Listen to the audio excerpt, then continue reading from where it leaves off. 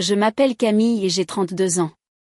Pendant la majeure partie de ma vie, j'ai vécu dans l'ombre des autres, en particulier de ma sœur cadette, Clara, l'enfant chéri de notre famille. Mais avant de vous parler d'elle, je dois vous parler de moi. Il y a 3 ans, j'ai perdu mon mari, Marc, d'une crise cardiaque soudaine. Un jour, il était plein de vie, faisant des blagues stupides pendant le dîner, et le lendemain, il était parti, nous laissant, notre fille Léa et moi, seuls face au monde. Je me souviens encore du silence qui a rempli notre petit appartement cette nuit-là, seulement brisé par les sanglots silencieux de Léa. Elle n'avait que 9 ans à l'époque, bien trop jeune pour perdre son père. À ce moment-là, je me suis promis de la protéger à tout prix, quoi qu'il arrive. Aujourd'hui, je vis avec Léa à Lyon. Notre vie est modeste. Je travaille comme développeuse web indépendante, jonglant avec les projets pour payer nos factures. Notre appartement n'est pas grand, mais il est rempli de chaleur, de rire et de cette paix que l'argent ne peut acheter. Léa a maintenant 12 ans, sage au-delà de son âge, réfléchie et forte d'une manière qui m'inspire quotidiennement.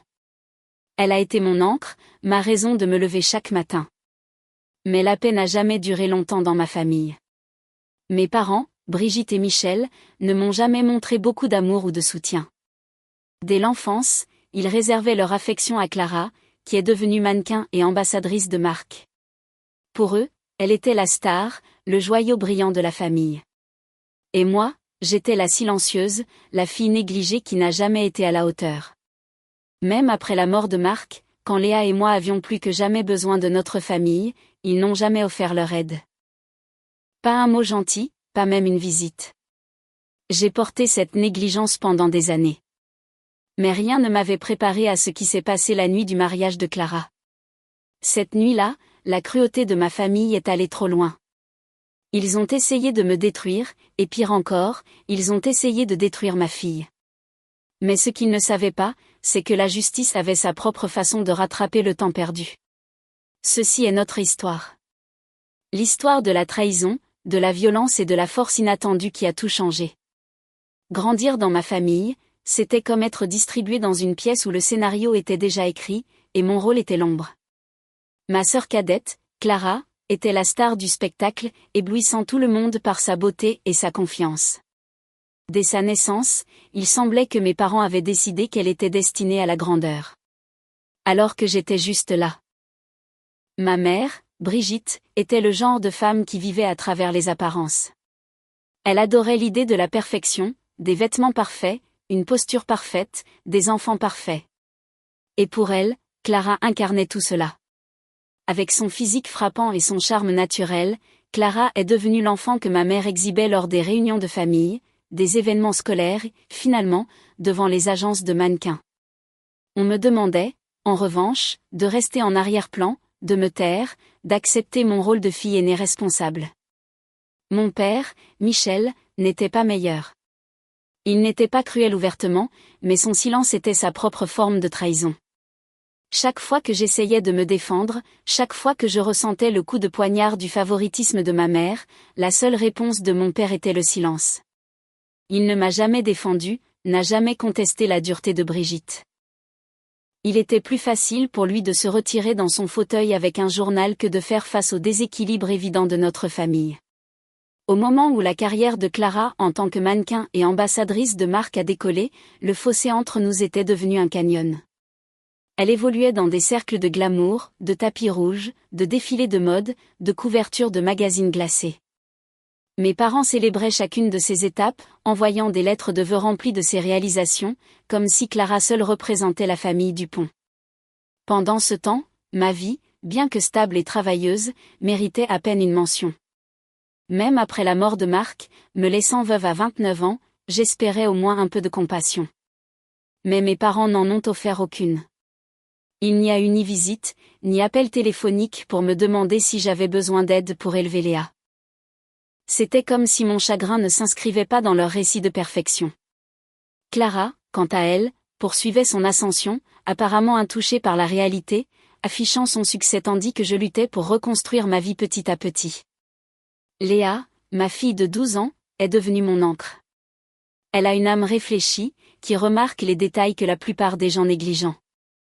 Là où Clara poursuit les flashs des appareils photo, Léa préfère dessiner dans son carnet, créant des mondes calmes de gentillesse et d'imagination. Parfois, elle me regarde avec ses yeux bruns sages et dit des choses qui me font sentir que c'est elle qui prend soin de moi, pas l'inverse. Notre vie à Lyon est modeste. Mon appartement est petit, niché dans un immeuble calme, et mon travail de développeuse web indépendante paie les factures juste assez pour nous maintenir à l'aise. Nous n'avons pas le luxe, mais nous avons quelque chose de bien plus précieux, la paix, le rire et l'amour. Nos soirées sont souvent passées à cuisiner ensemble, Léa remuant une casserole de pâtes pendant que je révise du code sur mon ordinateur portable. Elle fredonne doucement pour elle-même. Et dans ces moments-là, je suis fière d'avoir réussi à construire quelque chose de réel, quelque chose que ma famille n'aurait jamais pu comprendre. Pourtant, sous cette paix se cache une douleur que je n'ai jamais vraiment pu secouer. C'est la douleur d'être invisible, de savoir que, peu importe à quel point j'ai travaillé dur, mes parents me considéreront toujours comme seconde. Léa ne mérite pas ça. Elle mérite des grands-parents qui la voient pour ce qu'elle est, pas pour ce qu'elle n'est pas. Mais même si j'essayais de me distancier de leur emprise toxique, le destin avait d'autres plans. L'invitation au mariage de Clara allait bientôt arriver, nous tirant directement dans l'orbite d'une famille qui ne nous avait jamais vraiment voulu. L'invitation est arrivée un jeudi après-midi, soigneusement glissée dans une enveloppe bordée d'or. Je me souviens l'avoir sortie de ma boîte aux lettres, le papier épais lourd dans ma main, l'élégante calligraphie et plan Clara et Kevin.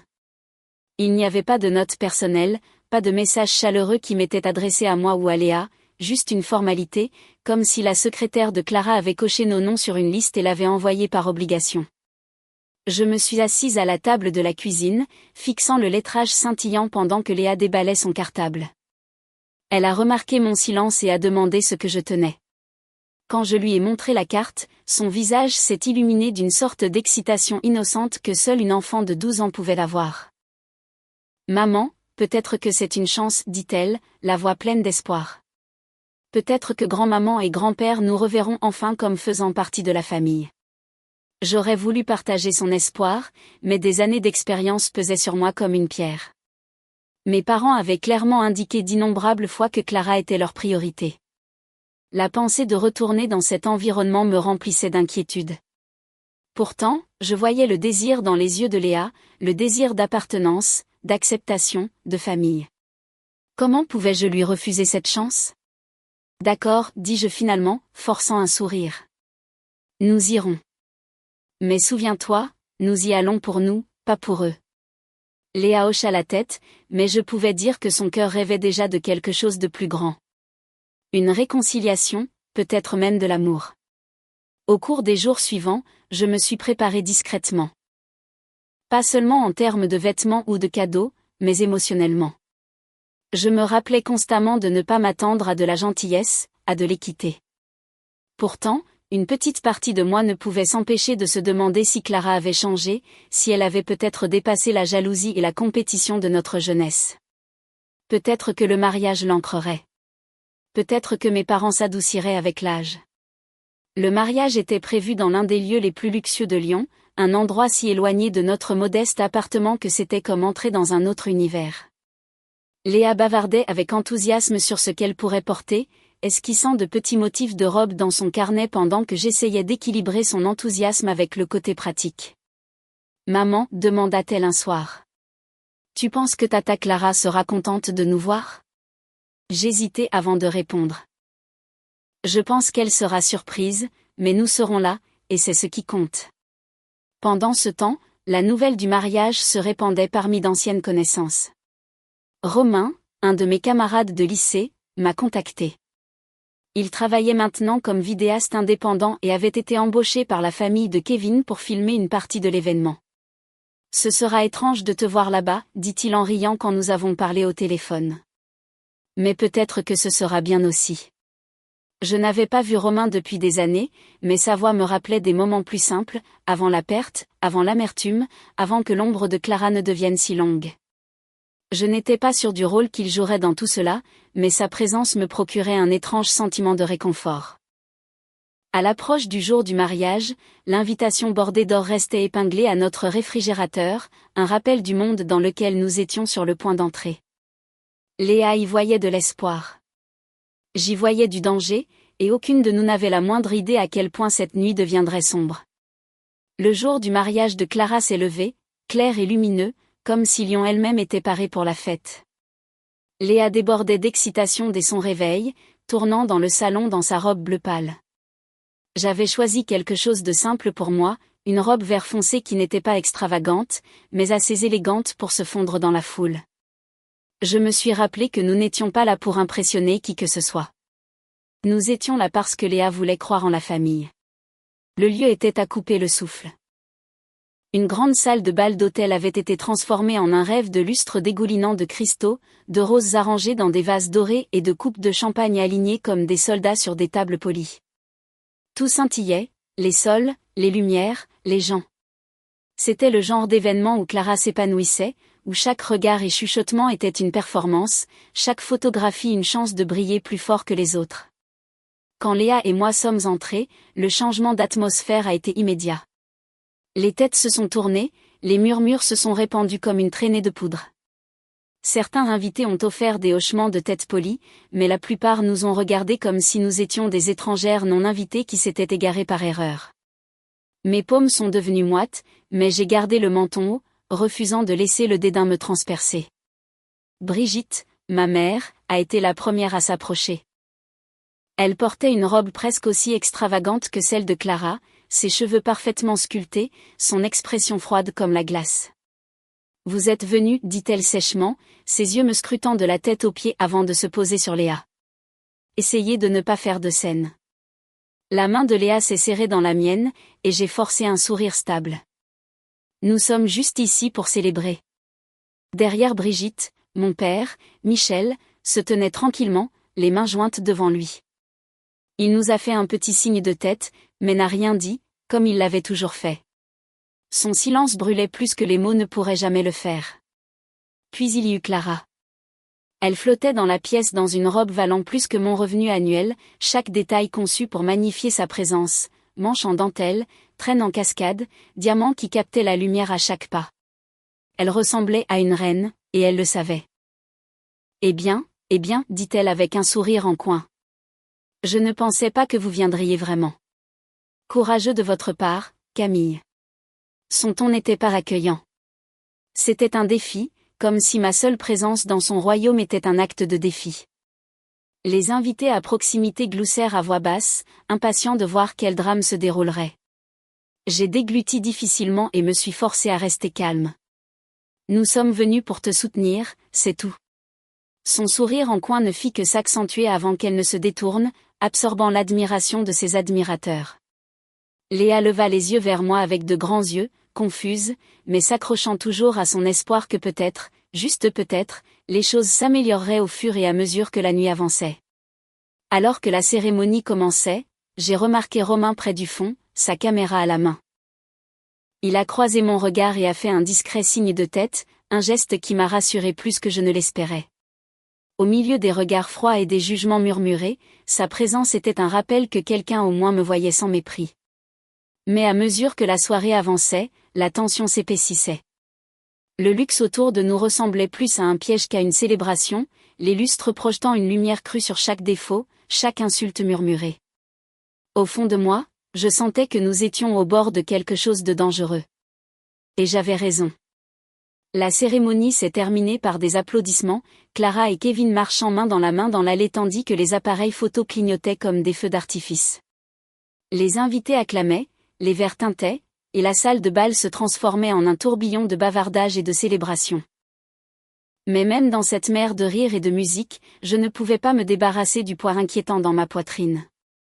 J'étais dans cette famille depuis assez longtemps pour savoir que lorsque ma mère et ma sœur se murmuraient des choses, des ennuis suivaient. C'est arrivé pendant la réception. Juste au moment où Léa et moi nous tenions près du buffet de dessert, savourant tranquillement une part de gâteau. Clara, radieuse dans sa robe, a soudainement élevé la voix assez fort pour que la salle entière l'entende. « Où est ma montre ?» a-t-elle exigé, son ton tranchant et accusateur. La musique s'est adoucie, la foule s'est déplacée, et tous les regards se sont tournés vers elle. Elle a balayé la pièce avant de fixer son regard sur Léa. Mon cœur s'est glacé. « Toi, dit Clara, la pointant directement du doigt. Tu étais près de ma loge plus tôt. Tu l'as prise?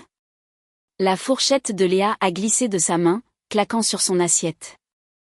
Ses yeux se sont agrandis, des larmes montant instantanément. Quoi? Non, je n'ai rien pris. Les invités ont commencé à murmurer. Les rumeurs se sont répandues comme une traînée de poudre dans la foule. Brigitte est apparue aux côtés de Clara, le visage marqué d'une indignation feinte. Je te l'avais dit, Clara, dit Brigitte à voix haute, sa voix portant à travers la salle de bal. Cet enfant a toujours été une source de problèmes. D'abord sa mère jette la honte sur cette famille, et maintenant la fille vole. Les lèvres de Léa ont tremblé alors qu'elle secouait la tête, ses petites mains agrippant ma manche. Maman, je ne l'ai pas fait. Je le jure. J'ai fait un pas en avant, ma voix tremblante mais ferme. Arrêtez ces bêtises. Léa n'a rien volé. Comment osez-vous l'humilier ainsi? Mais Clara n'avait pas fini. Elle a pressé une main sur sa poitrine comme si elle était blessée. Non seulement elle a volé, maintenant elle ment aussi.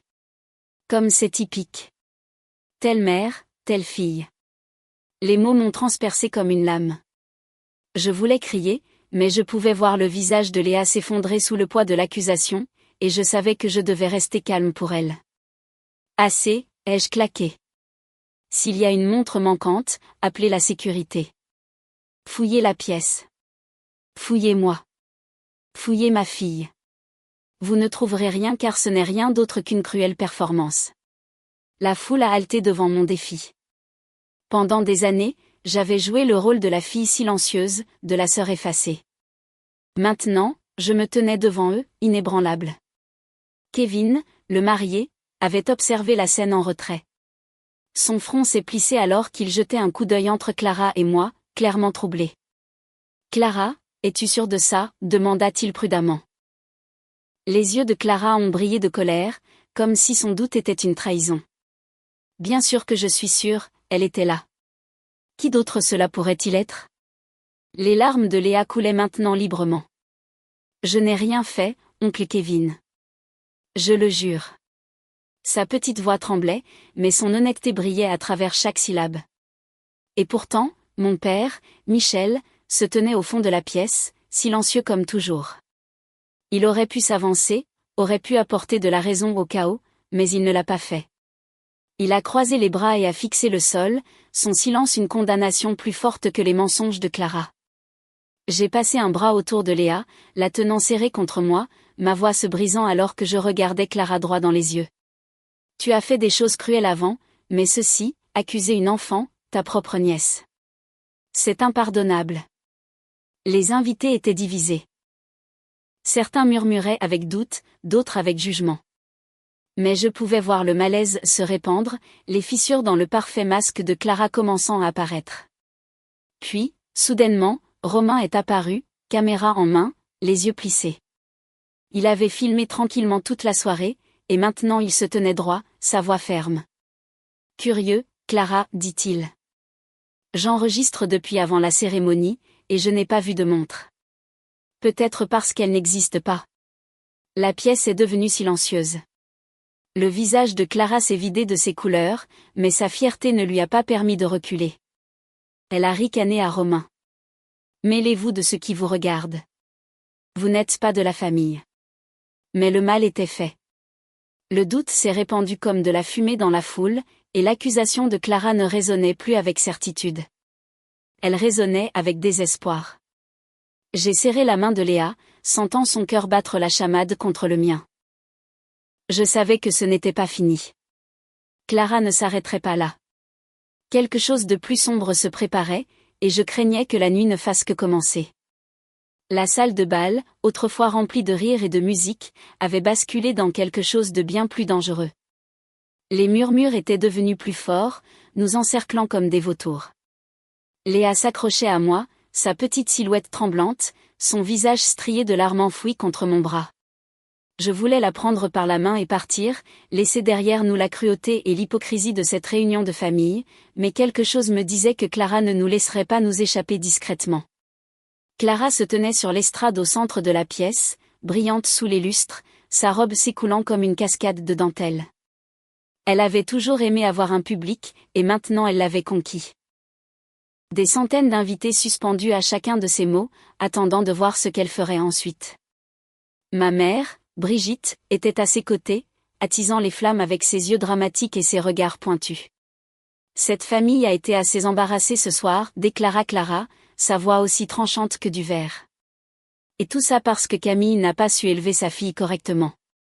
Des halètements parcoururent la foule, ma poitrine se serra. Mais avant que je ne puisse parler, Léa tenta de se défendre. « Je n'ai rien fait, cria-t-elle, sa voix brisée. C'est à ce moment-là que Clara a craqué. Ses yeux ont brillé de fureur alors qu'elle s'emparait d'une lourde coupe en laiton posée sur la table à côté d'elle.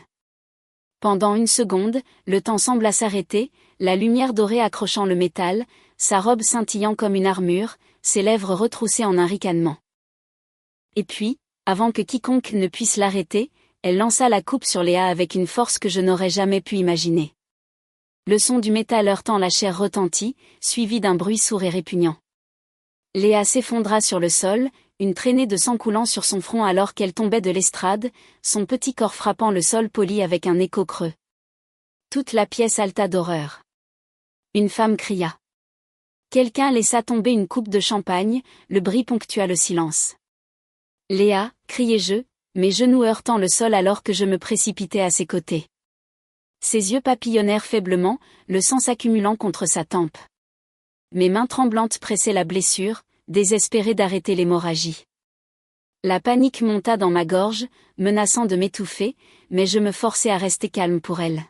« Comment as-tu pu faire ça » criai-je, levant les yeux vers Clara, qui se tenait toujours sur l'estrade, sa poitrine haletante, son expression impénitente. Kevin, son mari, son tout nouveau mari, resta figé un instant, la bouche ouverte d'incrédulité.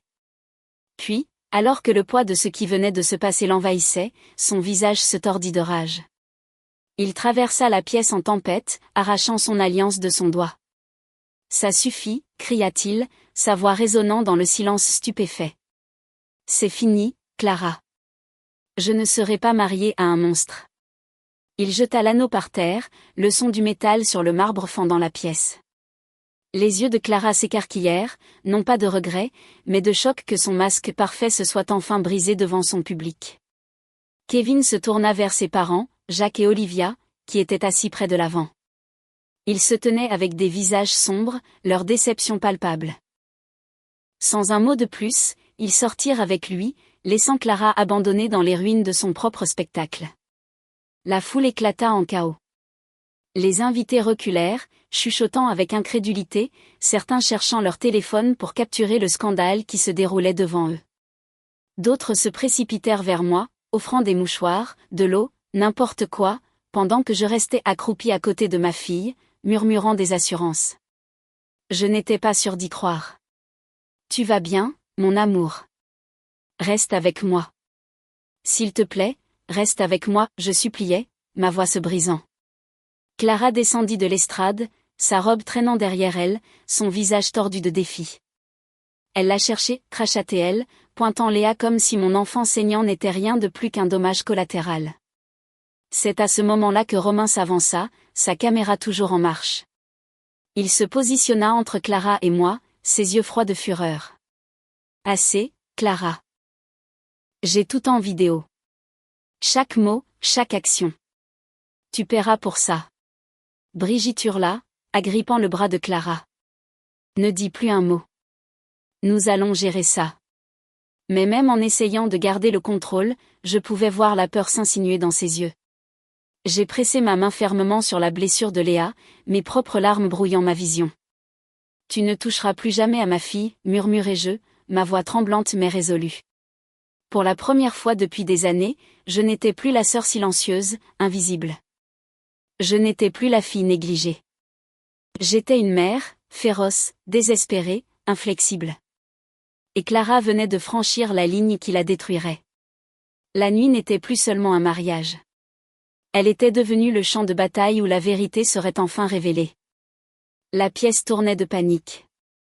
Léa gisait inerte dans mes bras, du sang s'écoulant de sa blessure, son petit corps étrangement immobile. Mon cœur battait la chamade contre mes côtes alors que je pressais une serviette sur sa tempe, murmurant désespérément, « Reste avec moi, ma chérie. S'il te plaît, reste avec moi. » Au milieu du chaos, la voix de Romain s'éleva au-dessus de la foule. « Appelez la police maintenant !» Sa caméra filmait toujours, capturant chaque détail du cauchemar. Il sortit son téléphone de sa poche et composa le numéro lui-même, sa voix ferme même si la pièce éclatait en cris. « Oui, c'est une urgence. Nous avons besoin de la police et des pompiers à l'hôtel Grand Régence, niveau salle de bal. Une enfant a été agressée. L'agresseur est toujours là. » Des halètements résonnèrent alors que ces mots coupaient le bruit. Les invités qui chuchotaient et enregistraient sur leur téléphone reculèrent soudainement, leurs expressions passant de la curiosité à la peur. Clara se figea, sa main tremblant encore de l'endroit où elle avait jeté la coupe, tandis que Brigitte agrippait le bras de sa fille comme si elle essayait de l'ancrer. Quelques minutes plus tard, bien que cela ait semblé des heures, le hurlement strident des sirènes déchira l'air extérieur. Des policiers en uniforme firent irruption dans la salle de bal, suivis de près par des ambulanciers avec des sacs médicaux et un brancard. La foule se sépara comme la mer Rouge, « Nous ouvrons un chemin par ici », cria Romain, les faisant avancer. Les ambulanciers s'agenouillèrent à mes côtés, leurs mouvements rapides et précis. L'un d'eux retira doucement ma serviette imbibée de sang, tandis qu'un autre vérifiait le pouls de Léa et lui éclairait les yeux. Un soulagement me traversa lorsque je l'entendis dire « Elle est réactive. Nous devons la stabiliser et l'emmener à l'hôpital tout de suite. » Ils soulevèrent délicatement Léa sur le brancard, l'attachant avec des sangles. Ma poitrine se serra en les regardant lui poser un masque à oxygène sur le visage. Je lui embrassai la main rapidement avant qu'il ne la fasse sortir, refusant de lui laisser voir la peur écrite sur mon visage. Pendant ce temps, la police ne perdit pas de temps. L'officier du bois, grand et autoritaire, s'avança, son regard fixé sur Clara et Brigitte, sa voix sèche et ferme. « Vous êtes toutes les deux en état d'arrestation, mesdames. Vous avez agressé une mineure devant des dizaines de témoins. Et vous, » il se tourna vers Brigitte, « êtes complice de fausses accusations qui ont mis en danger cet enfant. » La vue des menottes qui claquaient autour des poignets de Clara fit taire la pièce. Brigitte hurla, « C'est une erreur. Nous sommes les victimes ici. » Mais ces protestations tombèrent à plat face à la montagne de preuves. Romain leva sa caméra plus haut, s'assurant que rien n'échappait à l'enregistrement. Michel, mon père, se tenait à l'écart, pâle et immobile. La police l'interrogea brièvement avant de l'escorter pour une enquête plus approfondie. Fidèle à lui-même, il ne dit rien, son silence une condamnation plus forte que toute défense qu'il aurait pu donner. Alors que Clara et Brigitte étaient conduites menottées, les invités éclatèrent en murmures frénétiques. Le façade glamour du mariage s'était complètement effondré, ne laissant derrière elle que scandale et déshonneur. Romain posa une main rassurante sur mon épaule. « Va avec Léa. Je te rejoindrai à l'hôpital. Je m'assurerai que la vidéo parvienne aux bonnes personnes. » Engourdi, je suivis les ambulanciers à travers le grand hall de l'hôtel, le son des protestations stridentes de Clara résonnant derrière moi alors que les portes se refermaient. Dehors, les lumières rouges et bleues clignotantes illuminaient la nuit, transformant l'entrée opulente en une scène de crime. Alors que l'ambulance s'éloignait, je m'assis à côté de Léa, lui tenant la main, murmurant des promesses que je priais de pouvoir tenir. « Tu es en sécurité maintenant, mon amour. Je ne les laisserai plus jamais te faire de mal. » Pendant des années, j'avais enduré la cruauté de ma famille en silence. Mais en regardant la poitrine de Léa se soulever et s'abaisser sous les soins des ambulanciers, quelque chose s'endurcit en moi. Cette fois, je ne me tairai pas. Cette fois, je me battrai. L'hôpital sentait l'antiseptique et l'appréhension silencieuse. Je m'assis au chevet de Léa, observant sa poitrine se soulever et s'abaisser, le cœur serré à chaque bip du moniteur. Elle était stable, m'avaient assuré les médecins, mais la blessure sur son front mettrait des semaines à guérir, et les cicatrices émotionnelles, celles-là étaient encore plus profondes. Je lui caressai doucement les cheveux pendant qu'elle dormait, murmurant des promesses dans le silence. « C'est fini maintenant. Je ferai en sorte qu'il ne te touche plus jamais. » Mais dans mon cœur, je savais que ce n'était pas fini. Pas encore. Justice devait être rendue. 2 jours plus tard, Romain vint nous rendre visite, un dossier sous le bras. Son sourire habituellement facile était remplacé par une détermination farouche. J'ai déjà copié les images et les ai sauvegardées à 3 endroits différents, dit-il, posant le dossier sur la table. Tu as tout ce qu'il faut pour porter plainte. Et j'ai trouvé quelqu'un qui peut t'aider. Carla Mercier. C'est l'une des meilleures avocates de la protection de l'enfance à Lyon. J'ai déjà travaillé avec elle sur une affaire. Elle ne reculera pas. Le lendemain matin, je rencontrai Carla dans son bureau. C'était une femme d'une 40aine d'années, aux yeux vifs et à la voix qui portait à la fois autorité et compassion. Elle écouta attentivement pendant que je lui racontais tout, de l'accusation de Clara concernant la montre manquante à la coupe s'écrasant contre la tête de Léa. Romain posa sa caméra sur son bureau et diffusa la vidéo. L'expression de Carla se durcit en la regardant. C'est plus que suffisant, dit-elle fermement à la fin du clip. Nous allons déposer plainte immédiatement. Clara sera inculpée pour agression sur mineur. Brigitte sera accusée de fausses accusations et de complicité. Et Michel, elle marqua une pause, les yeux plissés. Son silence n'est peut-être pas criminel, mais le tribunal verra sa négligence pour ce qu'elle est. En quelques semaines, l'affaire fut portée devant les tribunaux. La salle d'audience était bondée de journalistes, de badauds curieux et d'anciens fans de Clara qui voulaient voir le scandale se dénouer. Les mêmes lustres et sols polis qui avaient autrefois brillé le jour de son mariage avaient été remplacés par les lumières fluorescentes crues de la justice. L'accusation présenta les preuves méthodiquement, la vidéo de Romain, les images de vidéosurveillance de la salle de bal et le rapport médical de Léa. Un par un, des témoins furent appelés, des invités qui avaient vu la coupe volée, qui avaient entendu les accusations de Clara, qui avaient vu Brigitte encourager sa fille. Lorsque ce fut le tour de Clara de témoigner, son image autrefois glamour avait disparu. Elle portait toujours des vêtements coûteux, mais son maquillage ne pouvait cacher l'amertume gravée sur son visage. C'était un accident, affirma-t-elle, sa voix tremblante de larmes forcées. Je ne voulais pas la blesser. J'étais contrariée. Tout le monde exagère. Mais la vidéo ne mentait pas. Le moment où la coupe avait quitté sa main, la rage dans ses yeux, le rictus sur ses lèvres, tout était là, indéniable. La salle d'audience murmura de dégoût. Brigitte tenta également de se défendre. J'essayais seulement de protéger ma fille, insista-t-elle. Cette petite fille. Elle a un nom, l'interrompis-je, ma voix résonnant dans la pièce. Son nom est Léa, et elle a 12 ans. Elle est innocente. C'est une enfant que vous avez essayé de détruire. Pour une fois, Brigitte n'eut aucune réplique. Michel resta assis, rigide, son témoignage n'étant rien de plus que des haussements d'épaules et des excuses marmonnées. Le juge, peu impressionné, remarqua, « Votre silence a permis à la cruauté de prospérer. Ce n'est pas moins honteux que les actes mêmes. » Finalement, le verdict tomba. Clara fut condamnée à plusieurs années de prison pour agression sur mineur. Brigitte reçut une peine de prison pour sa complicité et fausse accusation. La punition de Michel fut plus légère, des travaux d'intérêt général et des consultations obligatoires, mais sa réputation, comme la leur, était en ruine. Le juge émit une ordonnance de restriction permanente. Aucun d'eux ne pourrait jamais me contacter, ni Léa, ni moi. Ces mots résonnèrent comme une bouffée d'air frais, une promesse de sécurité que j'avais désirée toute ma vie. Alors que le marteau frappait, je regardais Léa, qui était assise courageusement à mes côtés, le front bandé, mais l'esprit intact. Elle me fit un petit sourire. Et à ce moment-là, je sus que nous avions gagné plus qu'une bataille juridique. Nous avions retrouvé notre dignité. Devant le tribunal, les flashs crépitèrent et les journalistes crièrent des questions. Je protégeais Léa du bruit, mais Romain resta près de nous, sa présence stable nous ancrant. C'est fini, dit-il doucement. Ils ne peuvent plus vous faire de mal. Pour la première fois depuis des années, je le crus.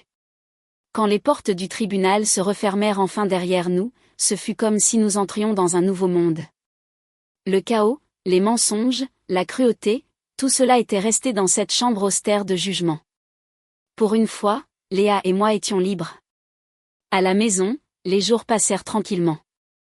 Léa retourna à l'école, son bandage fut progressivement remplacé par une petite cicatrice qu'elle portait comme un insigne de force.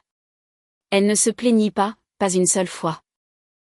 Au lieu de cela, elle posa des questions sur le procès, sur la raison pour laquelle les gens pouvaient être si cruels, et sur ce que cela signifiait d'aller de l'avant.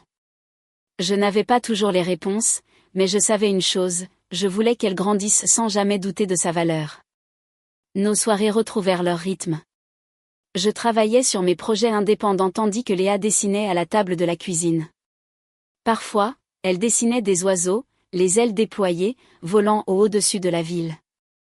D'autres fois, elle nous dessinait, main dans la main, plus grande que les gratte-ciels. Chaque dessin semblait être un message d'espoir, un rappel qu'elle n'avait pas perdu son innocence entièrement, mais qu'elle l'avait simplement transformée en résilience. Romain est devenu une partie régulière de nos vies ces semaines-là. Il passait souvent, parfois avec des courses, parfois avec des plats à emporter, toujours avec un mot encourageant ou un sourire chaleureux. Lui et Léa se sont rapidement liés. Elle aimait le questionner sur son travail, sur les différents endroits qu'il avait filmés, sur les histoires qu'il portait derrière sa caméra. Il répondait à chaque question avec patience, la traitant non pas comme une enfant, mais comme quelqu'un dont la curiosité comptait. Un soir, alors que Léa somnolait sur le canapé, Romain et moi étions assis avec des tasses de café entre nous. « Tu sais, dit-il, j'ai toujours admiré ta force. Même à l'université, tu avais cette détermination tranquille, et maintenant, de voir comment tu t'es battu pour Léa. C'est inspirant. » Ces mots ont touché quelque chose en moi que je n'avais pas ressenti depuis des années. Si longtemps, j'avais été ignorée, négligée, réduite au silence. Être vue maintenant, être reconnue non pas comme la sœur de Clara, mais comme moi-même, c'était à la fois guérissant et terrifiant. Je n'étais pas encore prête à penser à l'avenir. Mais je pouvais sentir quelque chose changer, une douce chaleur là où il n'y avait eu que du froid. Léa et moi guérissions jour après jour. Et peut-être, juste peut-être, il y avait de la place dans nos vies pour plus que la survie. Pour la première fois, l'ombre de ma famille ne me définissait plus. Nous étions libres d'écrire notre propre histoire. Les semaines après le procès se sont fondues dans un doux rythme de guérison. Léa s'épanouissait à nouveau, ses rires remplissant l'appartement, sa confiance se reconstruisant lentement chaque jour. Elle portait toujours la cicatrice sur son front. Mais au lieu de la cacher, elle la touchait fièrement quand quelqu'un lui posait la question. « Cela signifie juste que je suis plus forte maintenant, disait-elle. » Et je ne pouvais qu'admirer son courage. La présence de Romain dans nos vies grandissait naturellement, comme la lumière du soleil filtrant dans une pièce qui avait été sombre trop longtemps. Il ne forçait pas son entrée, n'essayait pas de remplacer Marc, mais il était là de manière significative, aidant Léa avec ses projets scolaires, réparant une charnière de porte grinçante dans notre appartement, cuisinant le dîner quand j'étais trop fatiguée pour bouger de mon bureau. Il traitait Léa avec patience et gentillesse, et moi avec un respect que j'avais presque oublié. Un samedi après-midi, Romain nous a invités à un petit café du parc près de la ville. Le café donnait sur une étendue de pelouse verte où des enfants jouaient et des couples se promenaient main dans la main. Léa était assise en face de nous, sirotant joyeusement un chocolat chaud pendant que je laissais la chaleur de mon café me réconforter. Romain semblait inhabituellement silencieux, ses yeux allant de moi à Léa comme s'il rassemblait son courage. Finalement, il se racla la gorge. « Camille, commença-t-il, sa voix ferme, mais plus douce que d'habitude. Ces derniers mois m'ont montré quelque chose que je ne peux ignorer. Je t'admire, ta force, ta résilience, ton amour pour Léa. » Et Léa, il se tourna vers elle avec un sourire. « Tu es devenue comme une famille pour moi. Je ne veux pas juste être là pour le moment. Je veux être là toujours. » Mon cœur manqua un battement alors qu'il sortait de sa poche de veste une petite boîte en velours. L'ouvrant, il révéla une bague simple mais magnifique. « Camille, veux-tu m'épouser ? Je te promets de t'aimer. Et je promets d'aimer Léa comme si elle était ma propre fille. » Pendant un instant, je ne pus respirer. Des larmes montèrent à mes yeux, non pas de tristesse, mais de la réalisation écrasante que la vie avait enfin tourné vers la lumière. Le visage de Léa s'illumina de joie. « Dis oui, maman, murmura-t-elle avec urgence, sa petite main serrant la mienne.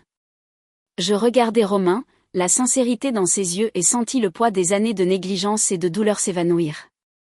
Oui, murmurai-je, ma voix tremblante. Oui, je le veux. Léa applaudit, riant, et Romain glissa la bague à mon doigt. À cet instant, assise dans un simple café du parc, nous sommes devenus une famille, non pas construite sur l'obligation ou les apparences, mais sur l'amour, le respect et la vérité. Notre mariage fut petit et intime, à l'opposé du grand spectacle de Clara. Pas de lustre, pas de perfection scénique, juste une poignée d'amis proches, des rires et une joie sincère.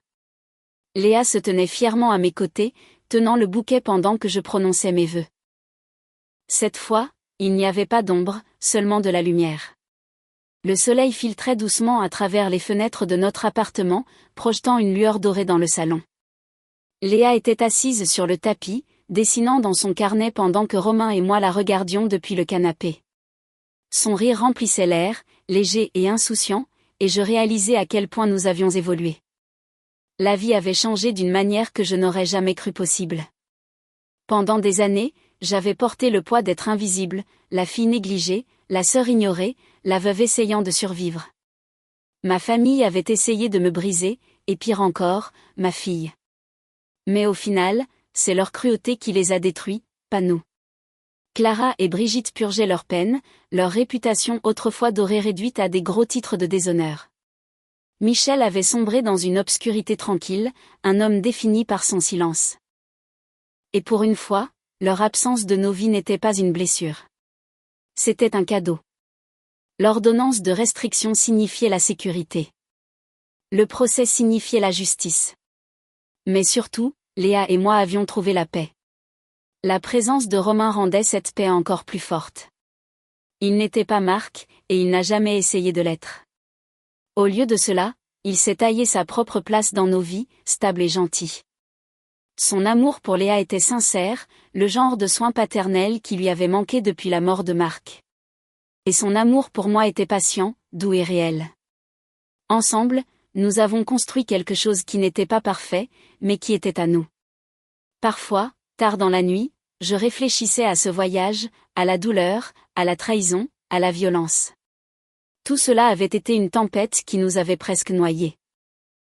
Mais nous en étions ressortis plus fortes, Léa avec son courage, moi avec ma détermination, et Romain avec son soutien indéfectible. J'avais l'habitude de croire que la survie était tout ce que je pouvais espérer. Mais en regardant les deux personnes à mes côtés, j'ai compris quelque chose de plus profond. Pour la première fois, je ne me contentais pas de survivre, je vivais. Merci d'avoir lu cette histoire jusqu'au bout. Si vous l'avez apprécié, n'oubliez pas de liker, de partager vos réflexions dans les commentaires et de vous abonner pour plus d'histoires puissantes. Votre soutien compte énormément et nous aide à vous apporter plus de contenu comme celui-ci. Restez à l'écoute, la prochaine histoire arrive bientôt.